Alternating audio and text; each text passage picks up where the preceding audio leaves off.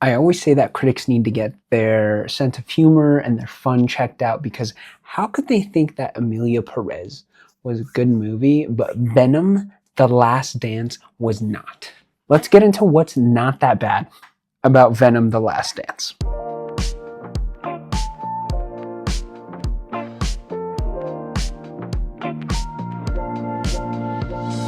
Welcome to It's Not That Bad with me, Jared, where we take incredibly bad movies, or at least what people think are bad, and make a legit positive review out of it. Now, I don't get it. Maybe someone can explain what the process is for people and their opinions about this movie. But my assumption as to why critics hated this is because they're not able to see the good in this movie, just the bad. Let me shed a little light to like what's good. What's good here? Yes, a lot of it was wonky. But was it 40% on Rotten Tomatoes bad? I argue this because of a couple things. One, their total outrageousness with this movie. They were able to do things that are just absolutely ridiculous. There were things in this movie that you can't get away with in other movies, like going to the alternate Marvel universe without even knowing Peter Parker. Venom was able to take control of a horse. That was super cool. I can only imagine the writer's room going something like this. So we've got this third movie to do. What the heck are we gonna do here? What if we just put Venom in like a ton of different animals? Okay, like what? A horse. I'm game. What else are we gonna do? What about other wildlife? Like in a river or something, you know, like different river animals. Okay, so like fish and like frogs.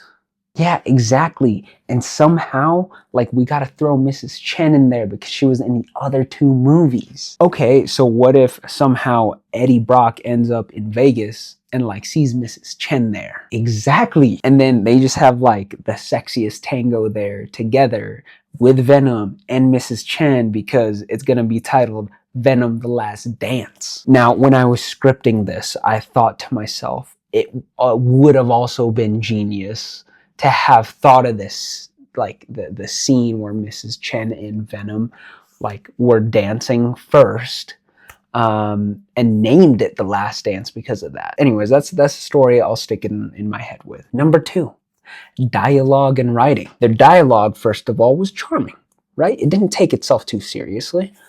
Venom always said exactly what was on his mind and sometimes what we were thinking. Like when they were in Mexico beating people up and Venom's all like, "Hola, bitches," is normal. That's a totally normal thing to think of, especially in Mexico.